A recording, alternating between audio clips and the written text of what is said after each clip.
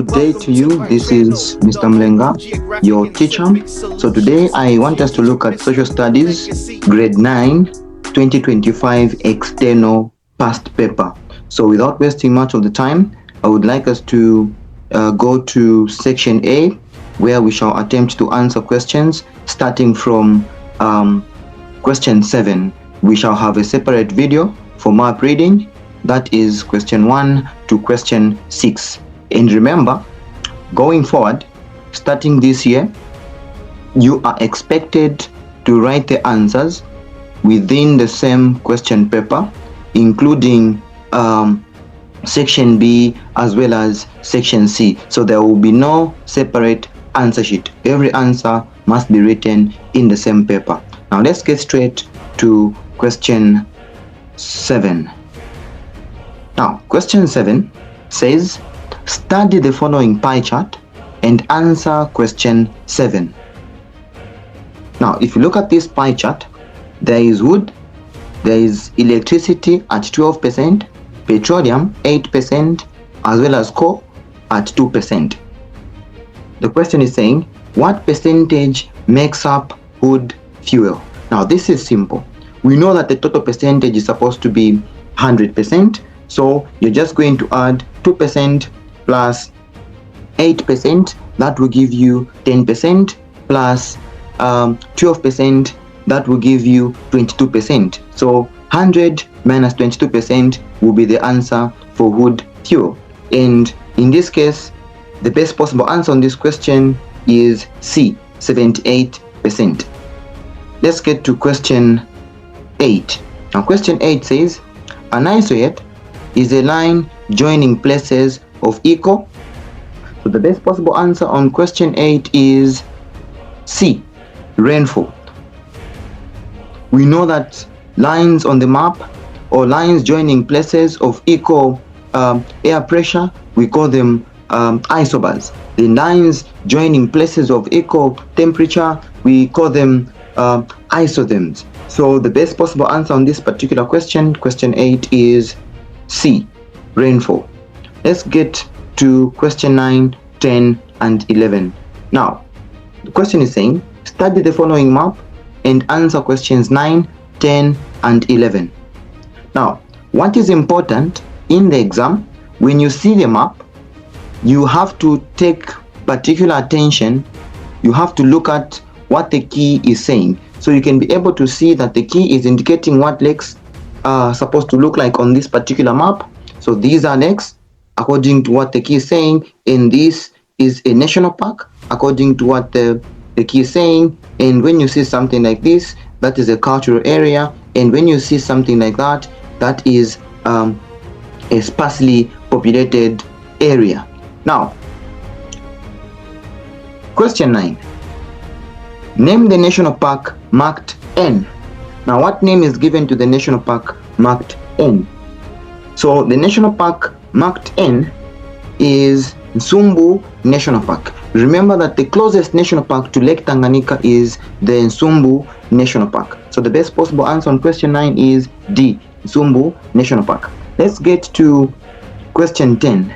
Which method of cultivation in the shaded area P allows the growing of crops throughout the year? So the best possible answer on question 10 is B, Litapa.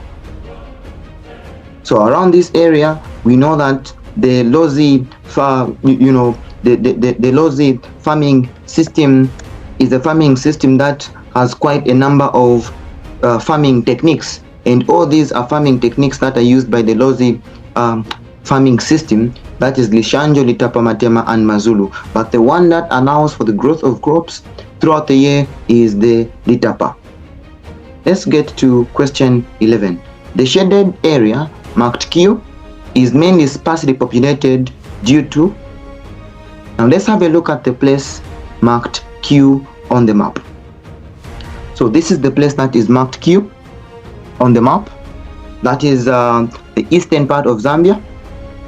So why is this place sparsely populated? Now, in case you're wondering what a sparsely populated place can be, this is a place that has a small population, very few people that are in that particular area.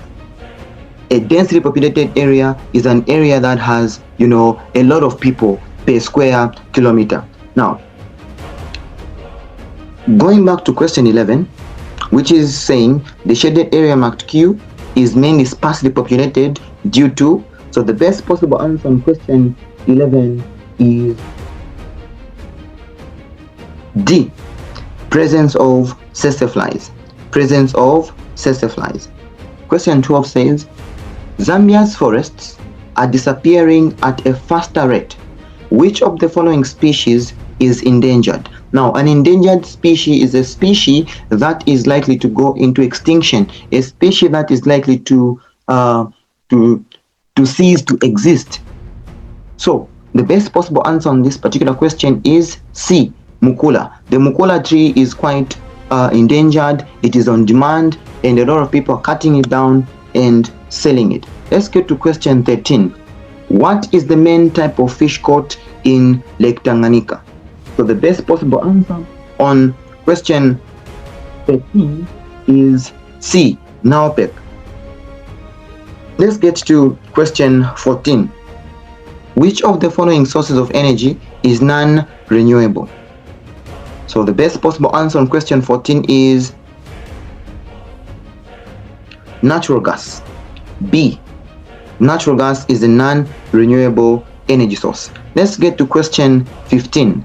Bones of creatures, broken pieces of clay pots, and paintings are, the best possible answer on question 15 is C, primary sources.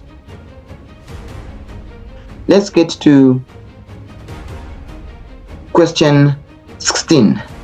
Now, question 16 says, study the following chart and answer question 16 and 17. Now, it is important to pay particular attention to what is happening on this particular question.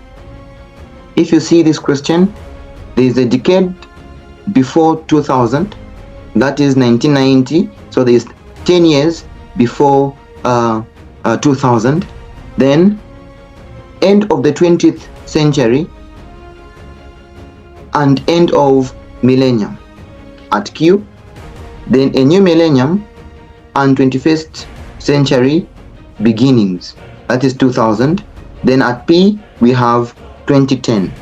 Now, question 16 says, which of the following statements would correspond with the date at letter P?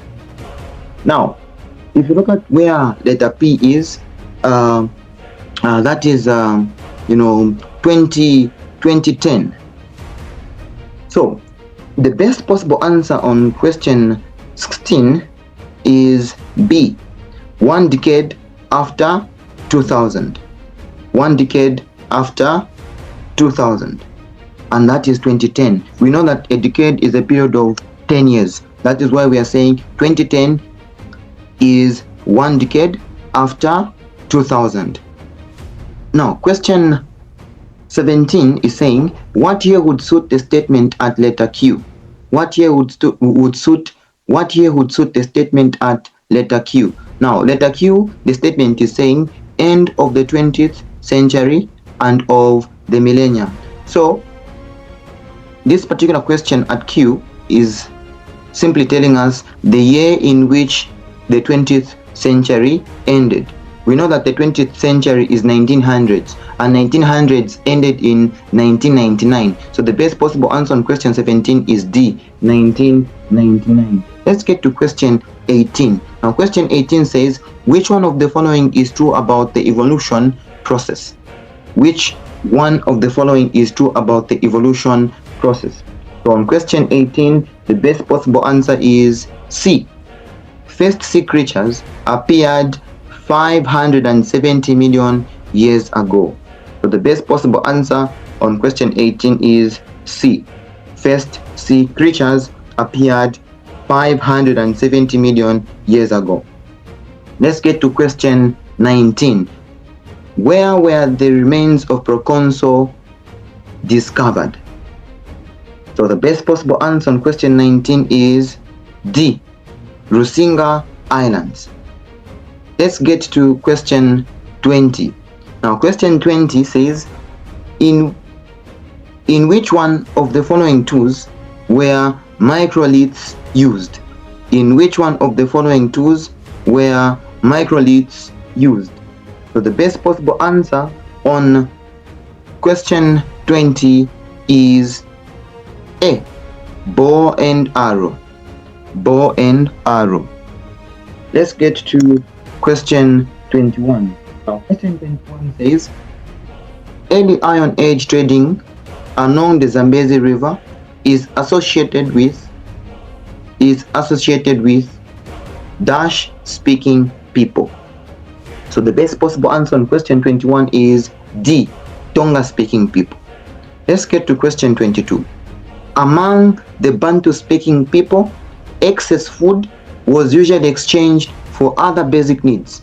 This type of trade was called, so the best possible answer on question 22 is A, barter system.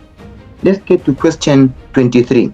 Now, question 23 says, Bartolome de las Casas was a, so the best possible answer on question 23 is D, a Spanish priest who campaigned against the cruel treatment of Native Americans by Spanish colonialists. So the best possible answer on question 23 is D, Spanish priest who campaigned against the cruel treatment of Native Americans by Spanish colonialists. Let's get to question 24. Which missionary society introduced Western education at Sefula and Lualui in Zambia? So the best possible answer on question 24 is B, Paris Evangelical Mission. Now let's get to question 25 and 26, where we have this beautiful map of Africa. Now, this map of Africa is basically showing us quite a number of issues. It is quite key to look at what the key is indicating here. The key is indicating independent states. It is also indicated Belgian, it has indicated British, French, German, Italian, Portuguese, Spanish as well, and the like. Now, question 25 says, what term was used to refer to the division of Africa into different countries as shown on the map? Remember, Bismarck held in 1885 together with other influential people at that particular time. They held a conference known as the Berlin Conference in Germany, where the superpowers of the world such as Germany, Italy, Portugal, Spain, Britain met in order to scramble for Africa, in order to partition Africa into different demarcations. So it was at that time when Africa, which was just one particular piece of land where we had different tribes living, it was at that time when Africa was now divided or partitioned into boundaries of countries under the rule or leadership of these colonial masters. So if you look at this question 25, it is saying what term was used to refer to the division of Africa into different countries as shown on the map. So the best possible answer on question 25 is C, partition of Africa. Partition of Africa. So this is the term that is used, to refer to the division of Africa into different countries as shown on the map. Identify countries P and Q. Now it is quite obvious if you are Zambian that you'll be able to identify P as Zambia. Then Q is basically one of those neighboring countries to Zambia, which you are going to see as Zimbabwe. So the best possible answer on question 26 is C, Zambia and Zimbabwe.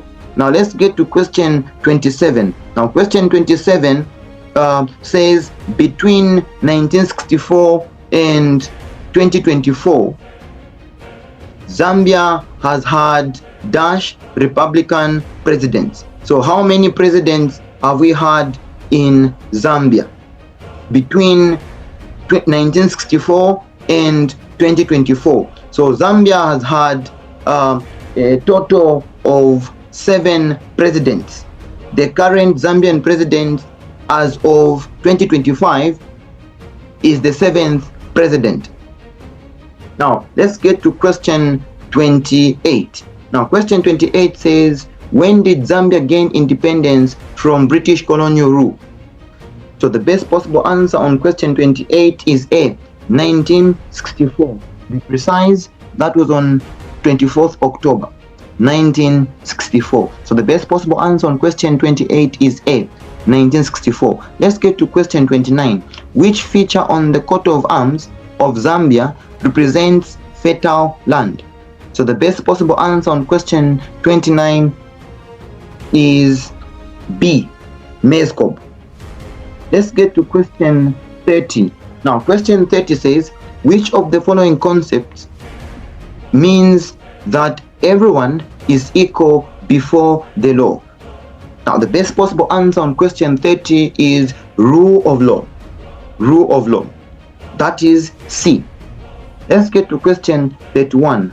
A direct question in which 50% of the electorate take part on a proposal, law amendment, or political issue is known as.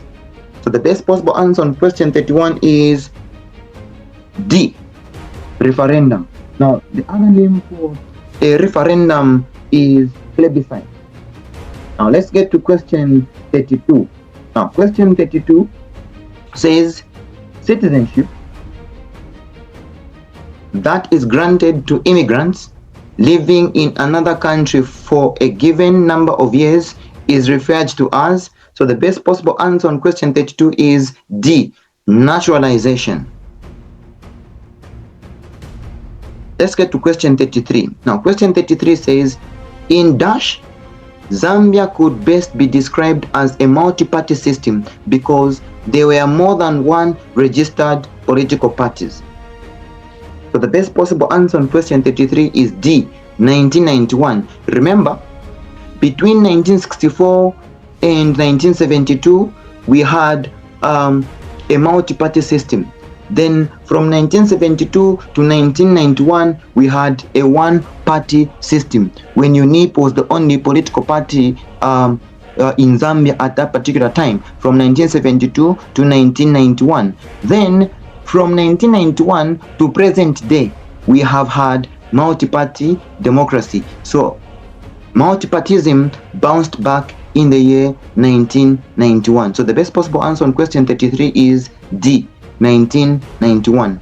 Let's get to question 34. There are dash types of elections in Zambia. So the best possible answer on question 34 is B. There are 3 types of elections in Zambia. Now one can be wondering, what are these 3 types of elections? Now, number 1, we have what we call primary elections. Now primary elections are elections that are held within a political party to choose candidates who will represent a political party in national elections. So PF will choose candidates who will represent them in national elections. Those who will contest as members of parliament will be elected, and the person who will contest as the president will be elected, and those who will contest rather as mayors as well as council chairpersons and councillors will also be elected. And that is the adoption process where candidates are adopted. So those are primary elections. So primary elections are elections that are held within a political party to choose candidates to represent the party in national elections. Then we also have what we call by-elections. Now by-elections are elections that are held to fill a vacancy. For example, when a member of parliament dies, there is a vacancy in parliament, and such a vacancy can only be filled through by-elections. Then we also have what we call general elections. Now general elections are elections that are held at 3 levels. And these are elections that are also known as tripartite elections because they are held at 3 levels, and that is the presidential level, parliamentary level, as well as local government level. So these are elections that are held every after 5 years, and they are also known as tripartite elections. So there are 3 types of elections in Zambia. Let's get to question 35. Now question 35 says cabinet meetings are chaired by. Now cabinet comprises of the president as well as ministers. Those are the key people that you find in cabinet. So in cabinet you find the president as the chairperson of the meetings. So C is the best possible answer on question 35. Let's get to question 36. What is the name of the tax which workers pay to local councils once every year? So the best possible answer on question 36 is D, personal levy. Let's get to question 37. In which year was the House of Chiefs established in Zambia?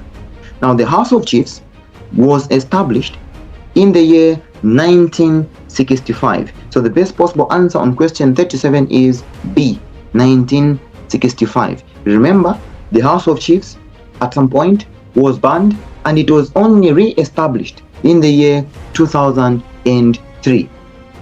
You need to take note of that. Let's get to question 38. Now question 38 says human rights are human rights dash. So the best possible answer on question 38 is D. Human rights have existed since the birth of mankind. Meaning you are born with human rights. Let's get to question 39. Now question 39 says the situation where prices keep falling due to high supply of goods is known as.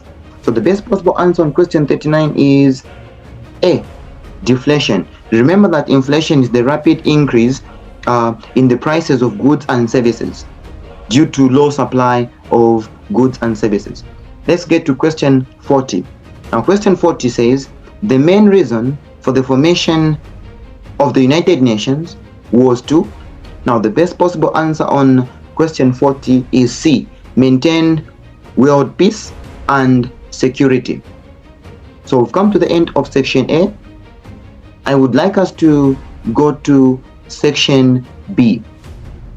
Now section B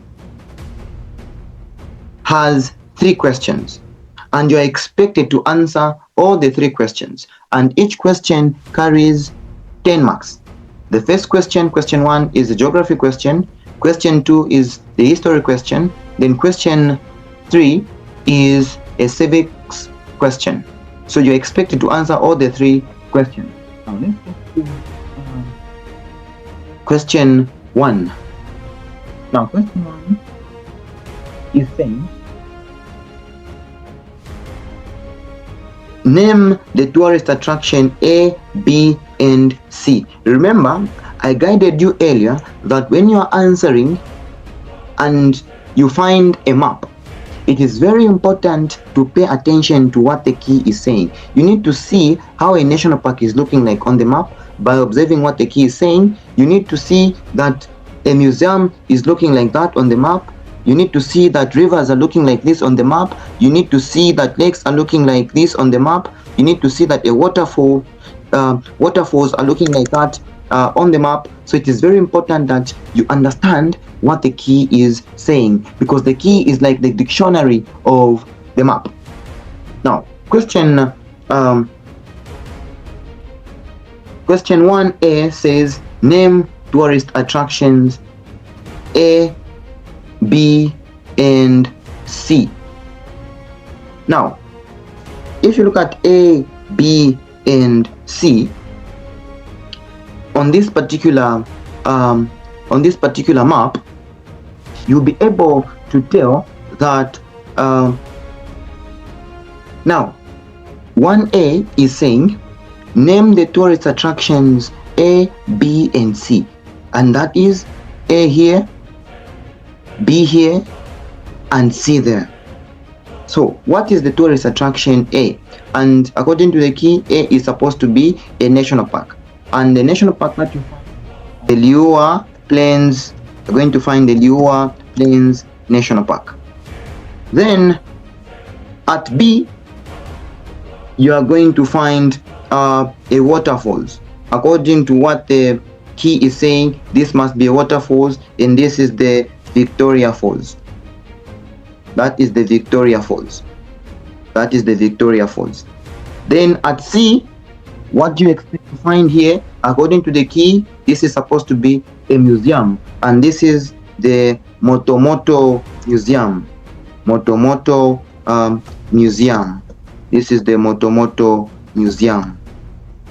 That is what you find at C. So let's get to B. Now, according to B, the question is saying, name the annual traditional ceremony practiced east of the tourist attraction A between February and March. So that is practiced in Western Province, and that should be by the Lozi people. Now, what ceremony is this? So the ceremony we're talking about is the Kuomboka ceremony. It is the Kuomboka ceremony. Now let's get to C. Now C is saying, what national park in Zambia is known as the bird sanctuary? So the national park that is known as the bird sanctuary is the Lochimva National Park. Lochimva National Park. Let's get to D. Now D is saying state 2 disadvantages of tourism. Now there are quite a number of disadvantages of tourism, and one of them is promotion of foreign culture. So you can say promotes foreign culture. Promotes foreign culture. Other than that, it also promotes prostitution. It promotes prostitution. Other than that, tourism also is seasonal. Tourism is seasonal. It is seasonal, meaning you may have tourists today, then tomorrow no tourists at all. Then the other disadvantage that comes with tourism is that it can lead to outbreak of diseases. It can lead to outbreak of diseases. So that is disease outbreak. That is disease outbreak. Then the other the other disadvantage of tourism that you can talk about is that it encourages, or it exposes, we can say it exposes the country to drug trafficking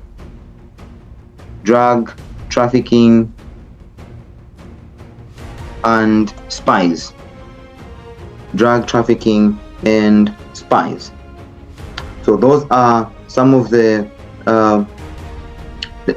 points that you can raise on this particular question. So away from that, now E says, explain the importance of conserving tourism resources.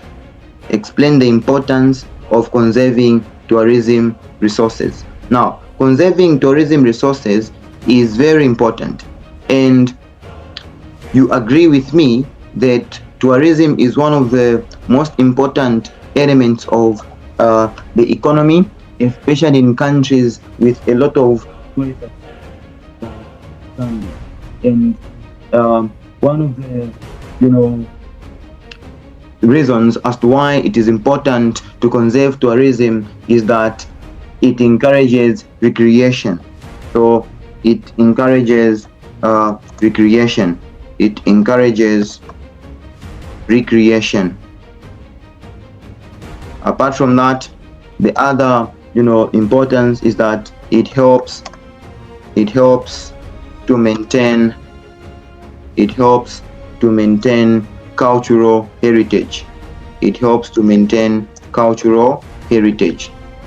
Apart from that, it also promotes infrastructural development. So you can say it promotes infrastructural development, because you need to have better airports, good roads, good health facilities. You also need to have 5-star hotels, beautiful hotels, so that when these tourists come, they'll be able to find at least a nation with better services like that, and that can be so attractive. So it promotes infrastructural development. Apart from that, tourism also promotes biodiversity. It promotes biodiversity. Other than that, tourism also promotes sustainable development. Tourism also promotes sustainable development. It promotes sustainable development. So tourism is in as much as conserving tourism resources is concerned. So those are some of the answers that you can raise on this particular question. Now let's get to question 2. Now question 2 says, when was the skull of broken human discovered? Now this is the history question. Question 2 is the history part. Now, in which year was the skull of Broken Hill discovered? Now, the skull of Broken Hill was discovered in the year 1921. It was discovered in the year 1921. Now, let's get to question 2. Who discovered the skull of Broken Human? Who discovered the skull of Broken Human? Now, the Broken Human's skull was discovered by a Swiss miner. It was discovered by Zwingli, a Swiss miner. A miner from Switzerland. So that is Zwingli. Zwingli, a Swiss miner. This is a miner from Switzerland. Now let's get to question 2C. Which town in Zambia was associated with the discovery of the skull of Broken Human? Now, according to question 2C, the town that is associated with the discovery of the skull of Broken Human was Kabwe. So Broken Human was discovered, his skull was discovered in Kabwe by the Swiss miner Zwingli. Let's get to question 2D. Name the small hills in the town mentioned, that is in Kabwe, where the skull of Broken Human was excavated. So the best possible answer on D is Koje. Koje. That is the best possible answer on D. Let's get to E.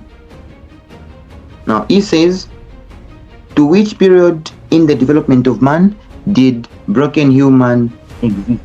Now Broken Human existed in the Middle Stone Age. Existed in the Middle Stone Age.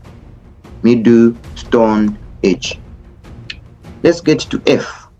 What name was given to similar creatures that existed in the period mentioned in E in Europe? Now these were referred to as Neanderthal man. So in Europe they were referred to as Neanderthal man. So that is Neanderthal man.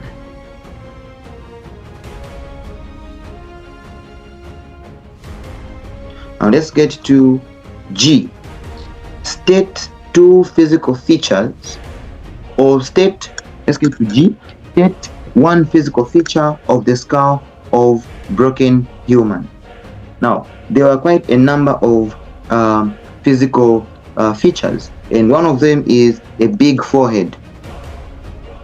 He had a very big forehead. Other than that, the other feature that you can talk about are big jaws.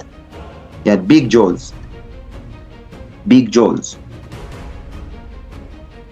Other than big jaws, you can also talk about a strong body. Strong body. So those are some of the features that you can talk about. Now let's get to H. Let's get to H. H says, give 3 descriptions of the way of life of broken human. Give 3 descriptions of the way of life of broken human. So broken human lived in caves. He lived in caves. Other than that, broken human also made and used fire. Made and used fire. Broken human also made advanced stone tools. Made advanced stone tools. Made advanced stone tools. Like scrappers. Broken human also made advanced stone tools. Now, 3. Let's get to question 3. Now, question 3 is the civic or civics question. Now, this question says, study the following chart and answer questions that follow. So you have trade there, you have home, you have A, C there, B there. So this question is coming from the topic trade. So 3A says, explain the concept trade. Now, trade is simply the buying and selling goods and services. Trade is simply the buying and selling of goods and services. The buying and selling of goods and services. That is what trade basically is. The buying and selling of goods and services. Identify part marked A. Now this part, on one side we have home, then on this other side, obviously you are expected to have international trade. So at A you have international or foreign trade. So you can just simply say international or foreign trade. What is the other name for producer? What is the other name for producer? So the other name for producer is manufacturer. The producer is also known as the manufacturer. The producer is also known as a manufacturer. Now let's get to D. Let's get to D. Now D says, now let's get to D. Now D says, name part marked B. Name part marked B. Now part marked B is simply wholesaler. So between the producer and the retailer, you have a wholesaler. You have a wholesaler between the producer and retailer. So at B you have a wholesaler. Now let's get to E. Let's get to E. Now E says, why is part marked B important? Meaning, why is a wholesaler important? Why is a wholesaler important? Why is part marked B important? Now part marked B or wholesaler is important because they act as a link between the producer and the retailer. They act as a link between the producer and the retailer. Other than that, the other importance of the wholesaler found at B is that they help to distribute goods, help the producer to distribute goods. Then the other importance of and like the is purchases products in large quantities. Purchases products in large quantities.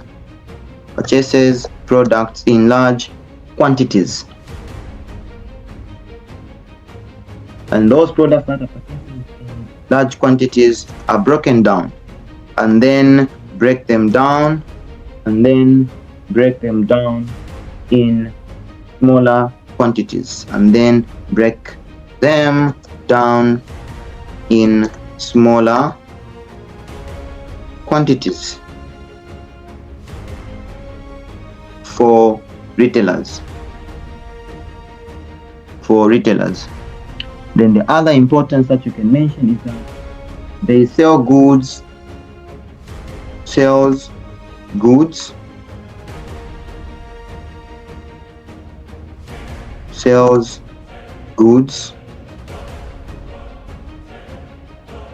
to retailers at a cheap price.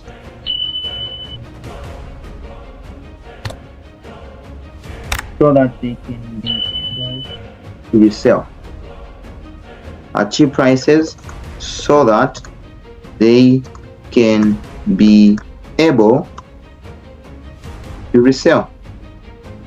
So those are some of the important things that wholesalers found at Part B do in the trade process. Now I would like us to get to F. Identify the part marked C.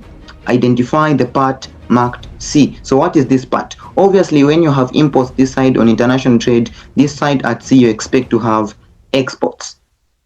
So at C you find exports.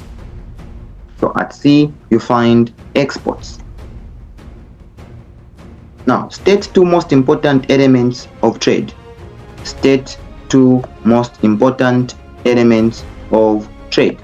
Now, trade has quite a number of important elements, and one of them happens to be banks. Banks play a key role, and they're an important element of trade. We have advertising as well. Advertising as another element of trade. Transport is another element of trade. Other than transport, you can also talk about insurance as another element of trade. Other than insurance, you can also talk about tariffs. Tariffs are taxes in trade. Tariffs. Other than tariffs, you can also talk about exchange control. You can talk about exchange control. You can also talk about the quotas. You can talk about the quotas as well.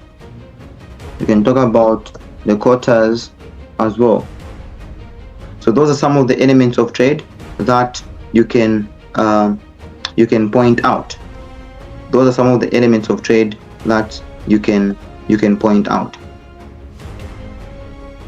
So let's get to section C.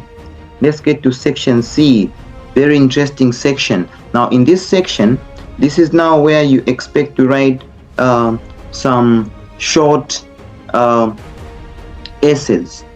That is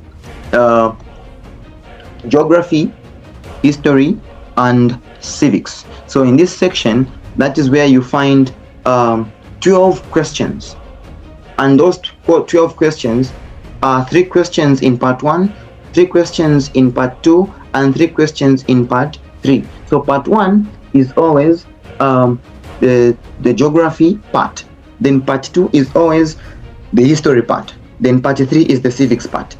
Please remember that you only choose one question from each part. Even if you know all the questions or all the answers for all the questions in one particular part, please only choose one question from each part. So you're expected to write a total of 3 short essay questions in section C, and 1 question should come from each part. So from part 1, you have 3 geography questions here. So you choose a question you feel you have more information on. This question, let's say question 1. Question 1A, which is saying, describe one of the following traditional types of shifting cultivation. Only one, just choose. According to the question, it is saying, choose one of the following traditional types of shifting cultivation. Now, these, you can talk about quite a number of issues. If you decide to choose Chitemene system, for example, if you decide to choose Chitemene system, please make sure that each question that you choose, you observe the marks that have been allocated. So on this particular question, saying describe one of the following traditional types of shifting cultivation, 6 marks, you need to raise at least 6 points.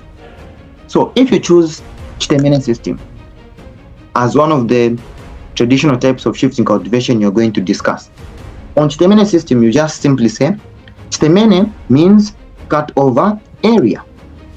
It is shifting cultivation practiced in northern and northwestern provinces. Fields are not permanent. They are abandoned when the soil becomes exhausted. Hoes and axes are some of the examples of tools that are used, and this practice happens when tree branches are cut and bent, and ash acts as cheap fertilizer and to control soil acidity. Burning is used to control and destroy insect pests. Crops are grown on rational basis. One field is used up to 7 years and then abandoned. Crops grown include cassava, millet, sorghum, groundnuts, as well as maize. So those are some of the things that you can talk about if you choose Chitemene. Now, if you choose Lozi system, now the Lozi system or transhumance system, this is the seasonal movement of the Lozi and their cattle. It is an intensive system of cultivation. It combines livestock and crop farming, meaning the Lozi system is a mixed farming type of system which combines livestock and crop farming. It is practiced by the Lozi people of Western Province. Cattle provides manure, transport, and pulling power.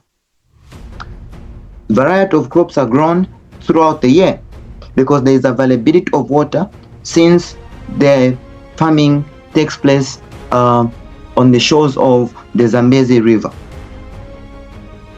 Large depressions are cultivated in plains as litapa cultivation throughout the year.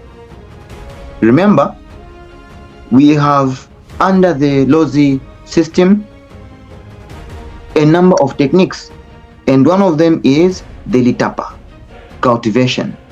Then we also have what we call the shanjo, which happens in a way that planting or cultivation of gardens throughout the year is done on the edge of the plain. Then we also have what we call matema. Now matema is quite similar to the mene system because it involves the cultivation of crops upon burning tree branches that have been cut and using of ash as fertilizer to neutralize soil acidity. Then the other technique on the lossy system is Mazulu. Now Mazulu is basically growing of crops on the termite mounds or ant hills.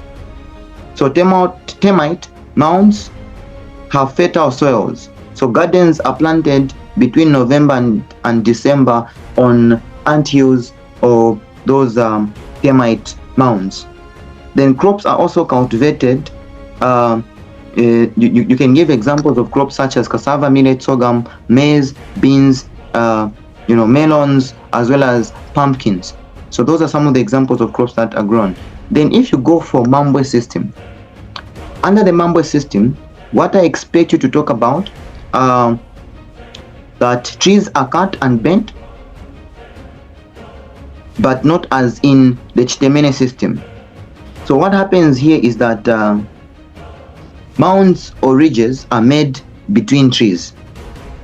Land preparation is done in May when soils are still moist. So grass is bent in mounds or ridges to make compost manure. So it is small cut trees that are bent in the cultivated patches. After 1 year, mounds are leveled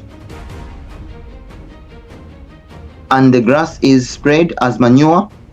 Crops grown may include maize, millet, sorghum, beans, loppies, sweet potatoes, lentils, and the like. So the Mambwe Fundika system is also practiced by the Namwanga people. So you can choose any of those three. Now, when it comes to B is saying explain the effects of shifting cultivation on the environment. Explain the effects of shifting cultivation on the environment. Now, there are quite a number of negative effects of shifting cultivation on the environment. One of them is that it destroys the environment. It destroys the environment because there's too much burning. It destroys the environment, or it destroys trees, to be specific. It destroys many trees because there's too much cutting down of trees. Other than that, you can also say animal habitat is lost. The home for animal is lost. So animal habitat is lost because you cut down trees. Where do you expect monkeys to live? So habitat for animals is lost. Other than that, it leads to drying rivers. It leads to drying rivers. Other than that, it also causes soil erosion. It causes soil erosion.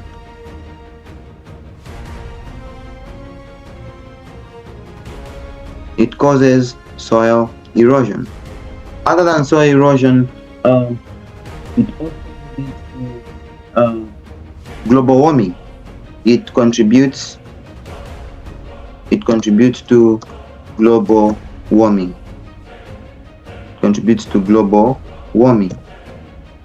So those are some of the effects that you can talk about regarding shifting cultivation. Aside from that, question 2 says briefly describe two methods of mining.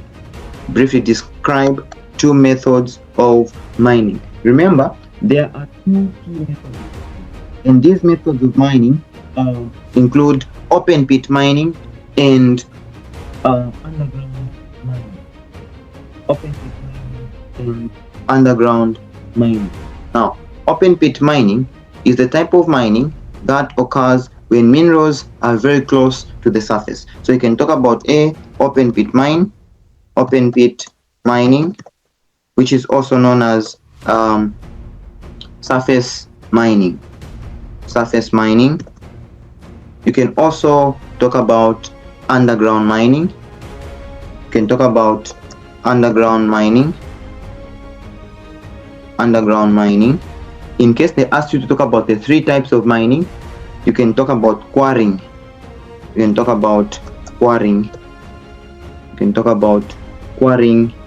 or quarry mining. Quarry mining. So the two main methods of mining are open pit mining as well as underground mining, which is also known as shaft mining. So these methods of mining, open pit mining. On open pit mining, all you need to say is that it is used to extract mineral ores that are near the surface of the earth, and the ores usually are loosened by blasting, and they are loaded into trucks or rail cars by mechanical loaders. Then when you talk about underground mining or shaft mining, which is also known as strip mining, this is the type of mining which is done when mineral ores are very deep underground. Very deep underground. Then quarrying involves blasting of rocks for crushing into smaller sizes using machines. Now, let's get to question 2b. Question 2b says, discuss the contribution of mining to the socio-economic development. Describe the contribution of mining to the socio-economic development. Now, mining contributes quite a lot. We know that it is the backbone of Zambia's economy, and according to the Zambia's economy, it is the main source of income. So here, mining contributes to the socio-economic development of Zambia because it provides employment. I'm sure as I'm speaking, you might be able to know someone who works in the mine. It provides employment. It provides employment. It provides employment. It is also a source of foreign exchange. It is a source of foreign exchange. Other than that, mining is also a source of raw materials. It is a source of raw materials. We need copper to make bullets. We need copper to make copper wires. So it is a source of raw materials. Other than that, it also leads to establishment of other industries. It leads to establishment of other industries. So those industries that process mineral ores are industries that can only exist when they are mines, because their main source of raw materials are the mines. So establishment of other industries. Other than that, it also contributes to the country's it contributes to the country's total wealth. The country's total wealth, GDP, gross domestic product. It also it leads to development of infrastructure. Such as roads and railways. So there are quite a number of contributions of mining to the socio-economic development of Zambia. Now let's go to question 3. Now question 3 says, describe renewable and non-renewable sources of energy. Describe renewable and non-renewable energy sources. Now this is very simple. We know that renewable energy sources are energy sources that can be replenished. These are energy sources that can be replaced. They come from natural sources. Those are renewable energy sources. They come from natural sources.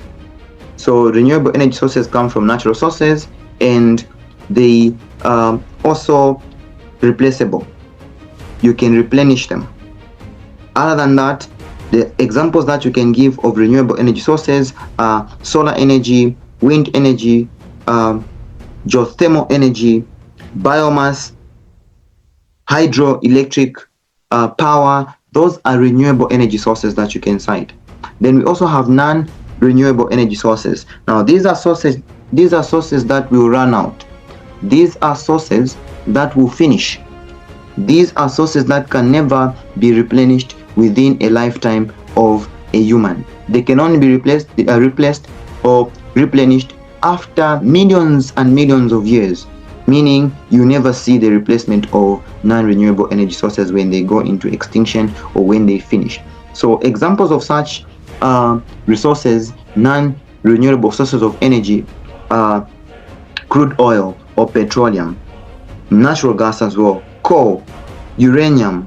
Those are examples of non-renewable energy sources. So I would like you to talk about issues like that. Then when it comes to 3B, identify the types of food processing industries that benefit from Let's get to 3B.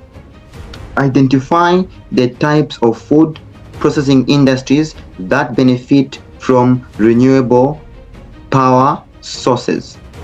Now, there are quite a number of industries that benefit from renewable power sources, and these industries, you must pay particular attention. They are not talking about the types of industries. Some of you might think they're talking about the primary, secondary, and tertiary industries. No, this question is talking about food processing industries. So examples of food processing industries are the canning, fruits, meat, fish,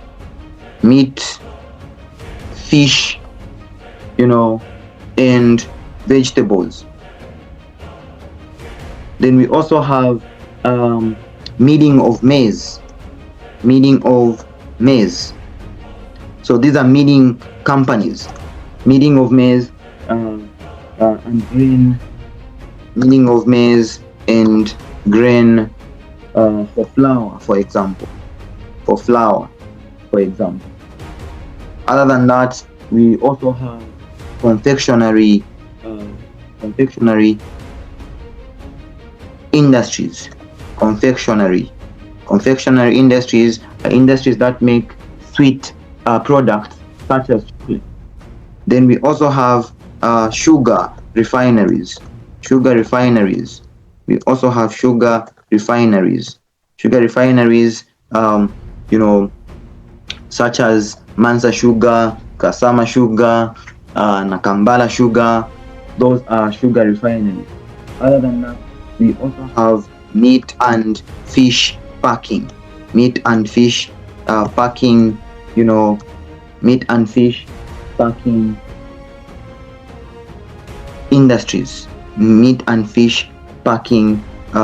industries. So these, they deal with fresh fish, meat and fresh fish packing industries, like Yalendo fisheries.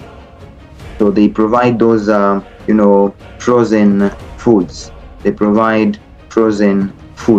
So those are some of the examples of industries that benefit, or food processing industries that benefit from renewable power sources. Now let's get to part 2.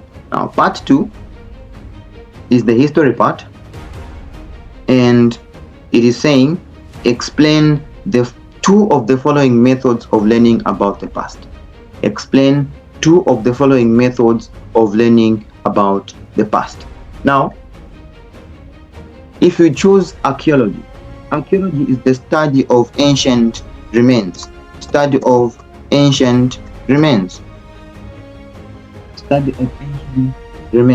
It is the primary source of learning history. It is the primary source of learning history. That is archaeology. And Other than that, on archaeology, you can also mention that a historian who studies ancient remains is known as an archaeologist.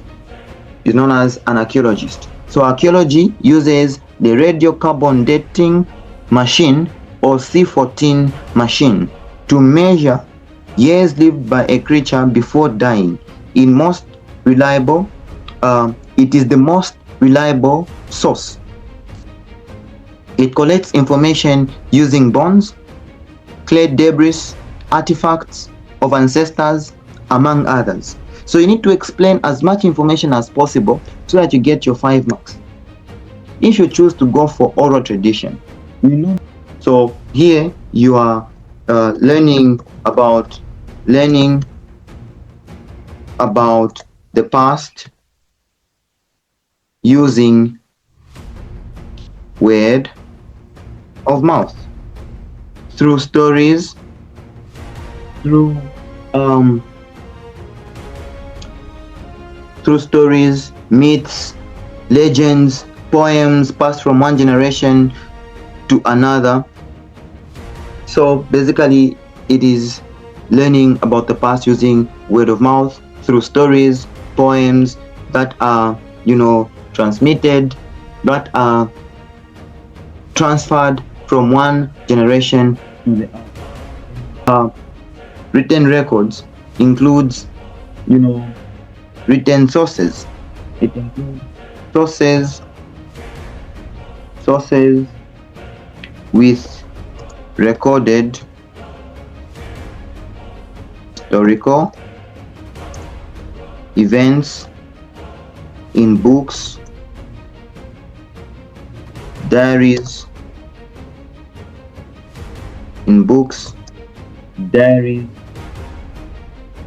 magazines, etc. So that is written records. Now let's get to question 2. Briefly on two of the following. Write briefly on two of the following missionary societies. Now it is important for you to understand that we have quite a number of missionary societies. Now 2A is saying London Missionary Society, 5 marks. Now on the London Missionary Society, what I would expect you to write is that it was established in 1795. Very important. You mentioned the London Missionary Society was established in 1975. Apart from that, you also say it was led by Robert Moffat and later John Smith Moffat. Apart from that, you also say that the London Missionary Society set up mission stations in Zambia and Zimbabwe. Apart from that, the London Missionary Society set up mission stations in Bulozi, that is in Western Province of today, in 1859, led by James Helmore and Roger Price. That is the London Missionary Society. Apart from that, you also say that the London Missionary Society set up mission stations in Mporokoso, Kazembe, and Chitambo. The London Missionary Society set up mission stations in Mporokoso, Kazembe, and Chitambo. Then you also say that the London Missionary Society established a mission station at Hope Fountain and Inyati in Zimbabwe under John Smith Moffat. You need to say as much information as possible for you to get the 5 marks. Now, if you go for the Paris Evangelical Missionary Society, the Paris Evangelical Missionary Society, PEMS, was based and formed by missionaries from France.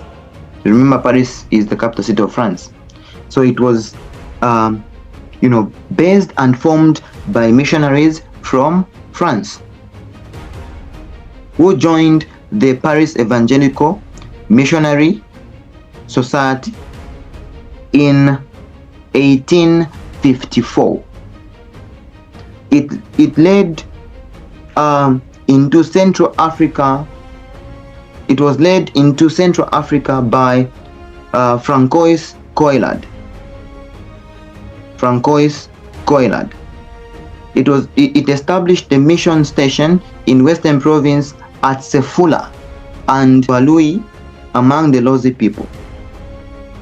The Paris Evangelical Missionary Society also established schools in Western Province which taught African skills and other literacy, such as Kanyonyo. Now, Kanyonyo was the first formal school in Zambia, the then Northern Rhodesia, which was established in the year 1907. So the first school in Zambia was established by the Paris Evangelical Missionary Society at Kanyonyo, that is in Western Province, to offer formal education. Francois Coillard was involved in the concession seeking and influenced the signing of the Lochner Concession of 1890 with King Lewanika. Now, if you choose to answer or to write something on the White Fathers, I expect you to say it was established by the Roman Catholic Church from Rome, Italy. White Fathers were led by Bishop Dupont into Zambia. They operated in northern part of Zambia and worked among the Bemba and Lunda kingdoms. Those were the White Fathers. In 1895, the White Fathers set up Kayambi Mission in the area of Chief Makassa in Northern Province. Then a year later, in 1896, they set up Chilubula Mission in Northern Province. These were officially known as Missionaries of Africa, the White Fathers. So you can choose to write on any of these two. Now let's get to question 3. Now question 3 says, identify methods that were used by Africans to resist colonial rule. Now Africans used quite a number of methods, and they were primary and secondary resistance methods. So African resistance to colonialism can be discussed in 2 stages. The first stage being primary and the second stage being secondary resistance. So under primary resistance, it started in the late 19th century. Africans organized tribal wars against colonialists, such as Ndebele and Shona rebellions in southern Rhodesia. Africans formed independent churches in Zambia, Zimbabwe, and Malawi, such as the Church of the White Bird, Seventh-day Baptist Church, through leaders like Eliot Kamwana, Charles Domingo, and Willie Mukalapa. So that was primary resistance. Then secondary resistance. This was the struggle for nationalism and independence. It began soon after the Second World War, between 1939 and 1945.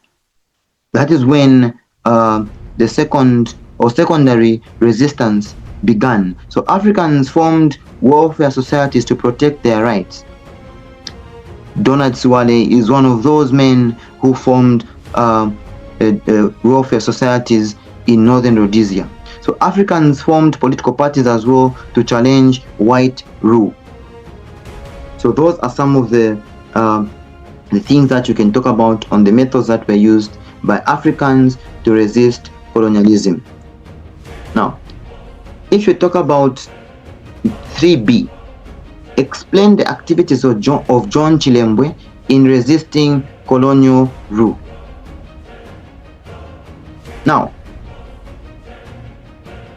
John Chilembwe opened the Industrial Providence Mission Church in Nyasaland, organized an uprising in Nyasaland in 1915.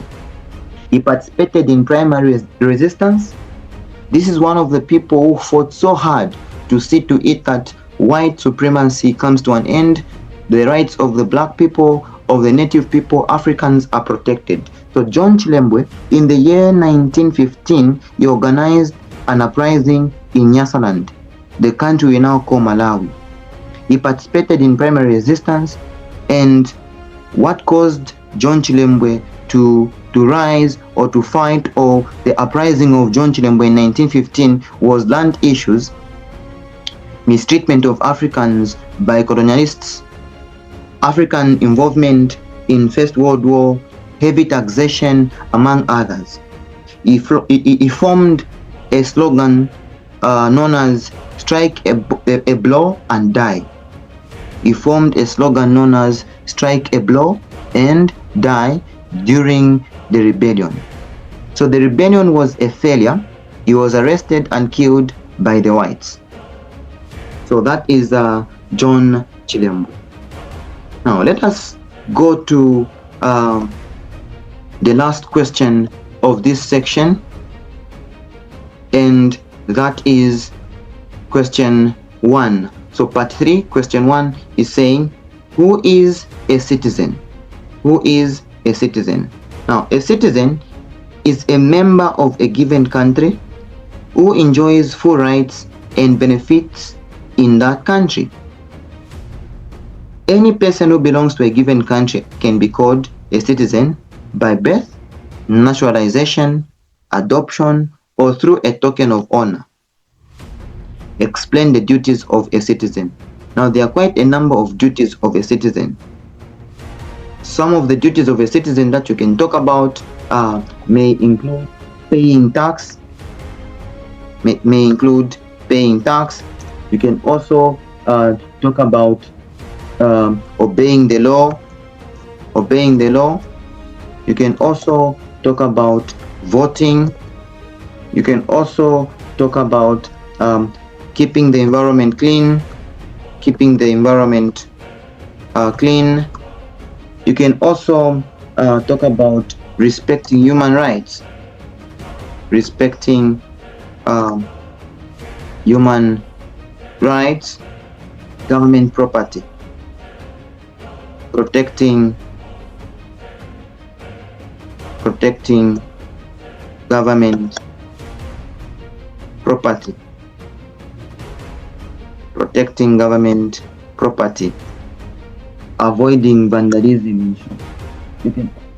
promoting democracy,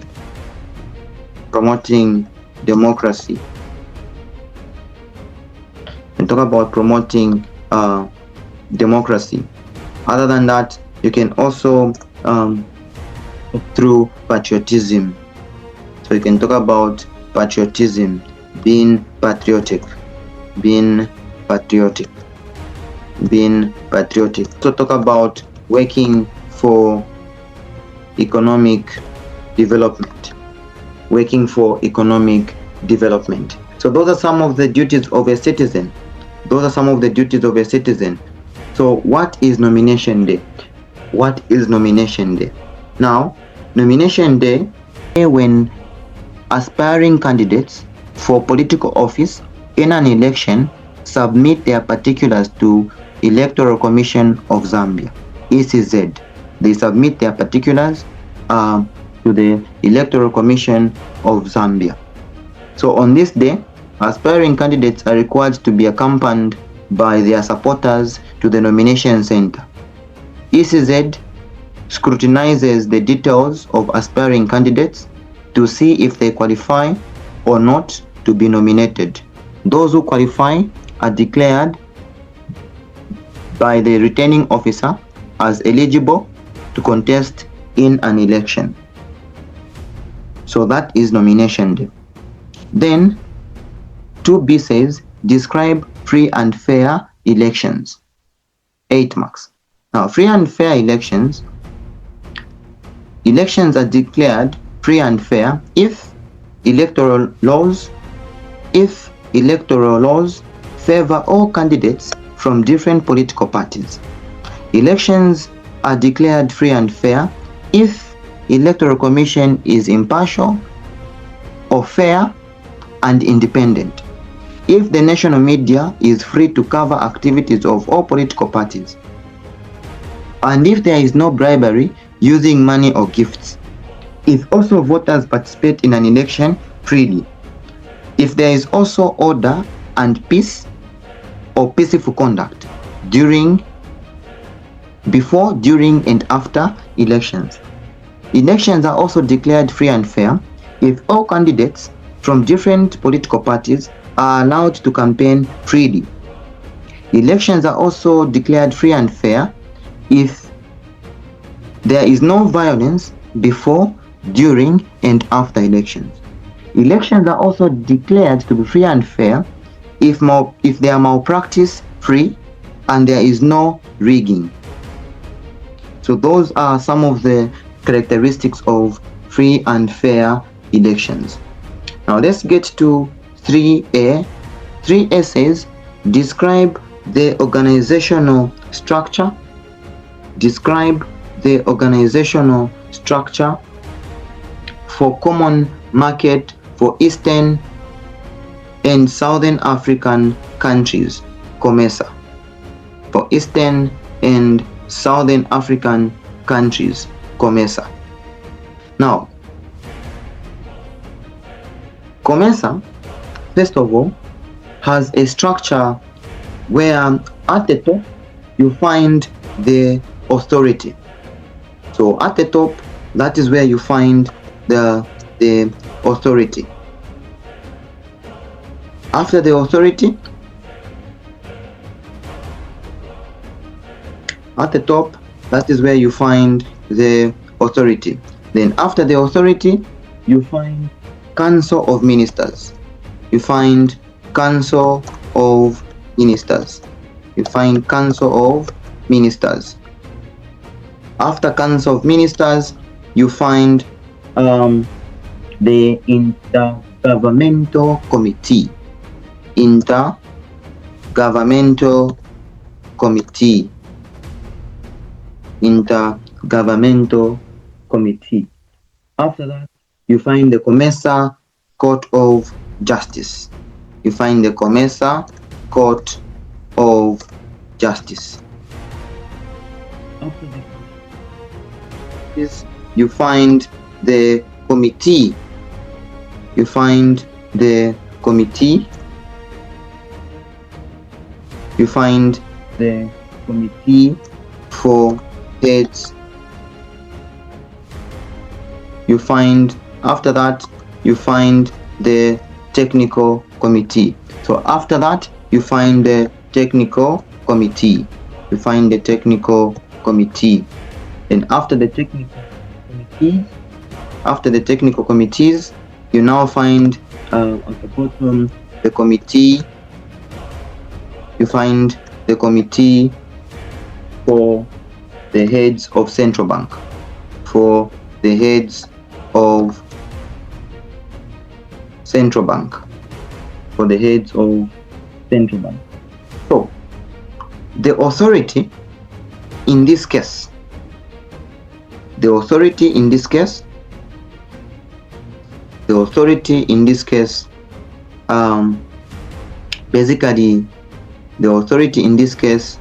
basically is made up of the heads of state and governments. It sets the policies on the objectives and aims of COMESA. Then the Council of Ministers is the second highest organ, made up of ministers from member states. It makes decisions on programs of COMESA. Then the Intergovernmental Committee is made up of the permanent secretaries from member states who develop programs and action plans. Then COMESA Court of Justice is the judicial organ led by the president and 6 judges from member states to settle disputes. Then the technical committee, it covers various fields like agriculture, tourism, wildlife, monetary affairs, and legal affairs. Then the committee for the heads of the central bank, it covers the issues to do with finances and financial transactions. So that is the structure of COMESA. Then if you look at 3B, it says explain the benefits of Zambia's membership to COMESA. Explain the benefits of Zambia's membership to COMESA. So Zambia's membership to COMESA comes with a number of benefits, and some of those benefits include wider market. They include wider market. You have wider market. Other than wider market, you also have improved agriculture, you have improved agriculture. So other than wider market, you also have improved agricultural production. Other than improved agricultural production and food security, you also have infrastructure development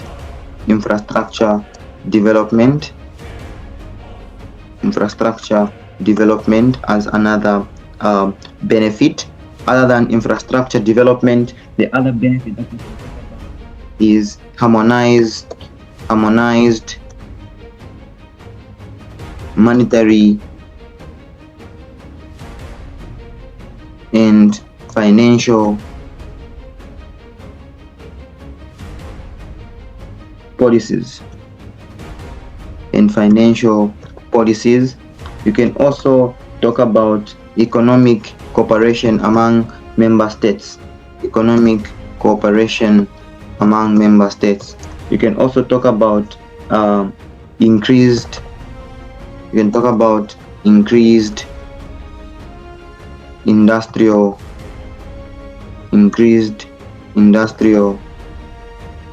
productivity, and competitiveness.